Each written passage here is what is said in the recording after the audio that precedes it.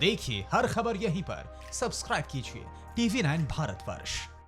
मुंबई में एक और पुलिसकर्मी की कोरोना से मौत हो गई है। एसआई मुरलीधर बागमारे ने कोरोना से दम तोड़ दिया। बागमारे शिवड़ी पुलिस स्टेशन में तैनात थे। महाराष्ट्र में अब तक 8 पुलिसकर्मियों की कोरोना से जान चली गई। पैरामिलिट्री में कोरोना मरीजों की संख्या में लगातार बढ़ोतरी हो रही है। पिछले 24 घंटे में बीएसएफ के 9 जवान कोरोना से संक्रमित हो गए। इसमें से दिल्ली में 6, कोलकाता में 1 और त्रिपुरा में 2 मामले सामने आए। वहीं इंदौर में कोरोना के एक संदिग्ध मरीज ने खुदकुशी कर ली। अस्पताल की 4थी मंजिल से कूदकर इस शख्स ने जान दे दी। 24 अप्रैल से यह व्यक्ति एमटीएच अस्पताल में भर्ती था। आगरा जेल में 10 कैदियों में कोरोना का संक्रमण होने के बाद हड़कंप मचा हुआ है। कैदियों के संपर्क में आए 100 से ज्यादा लोगों का सैंपल जांच के लिए भेजा गया है। वहीं सिद्धार्थनगर में भी कोरोना के 4 पॉजिटिव केस मिले हैं, जिसके बाद मरीजों की तादाद 30 तक पहुंच गई।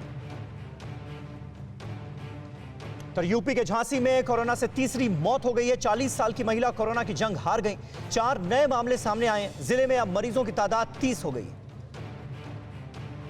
गाजियाबाद के रहने वाले एक और शख्स की कोरोना से मौत हो गई है। शख्स का मेरठ मेडिकल कॉलेज में इलाज चल रहा था। मंगलवार को ही मरीज को वेंटिलेटर पर लाया गया था, लेकिन देर शाम उसने दम तोड़ दिया। गाजियाबाद में कोरोना से अब तक 3 लोगों की जान जा चुकी है।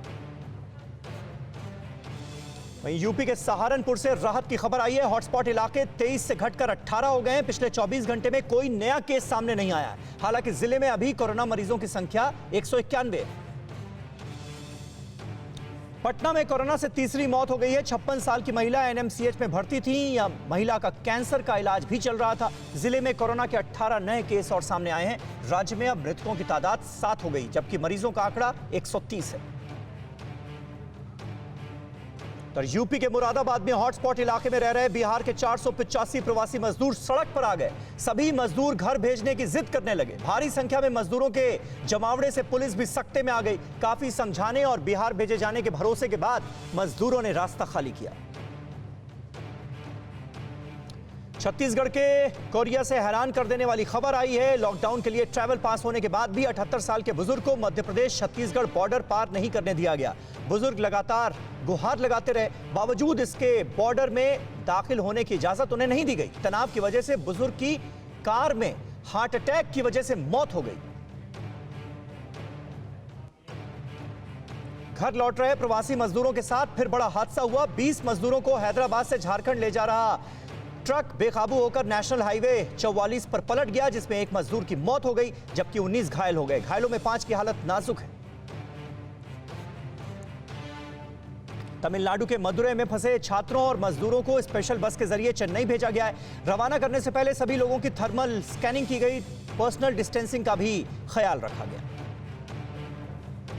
अगर पुणे में फंसे 1200 लोग जब अपने शहर हरिद्वार पहुंचे, तब उनकी खुशी का ठिकाना नहीं था। रेलवे स्टेशन पर शानदार स्वागत हुआ। सूरत में फंसे 1200 लोगों को भी स्पेशल ट्रेन के जरिए काठगोदाम पहुंचाया गया।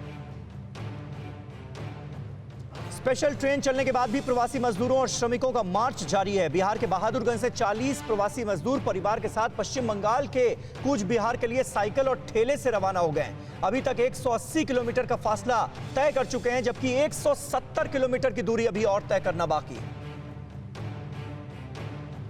केंद्र सरकार के आरोग्य सेतु ऐप ने नया कीर्तिमान बनाया है। 10 करोड़ से ज्यादा लोगों ने इसको डाउनलोड कर लिया है। दुनिया में कोरोना के खिलाफ लड़ाई में इस्तेमाल होने वाले सर्वाधिक ऐप में से ये एक हो गया है। इस ऐप के जरिए 10 किलोमीटर तक कोरोना की जानकारी आसानी से मिल जाती है। इसके अलावा इस ऐप के जरिए लोग अपना असेसमेंट भी कर सकते हैं।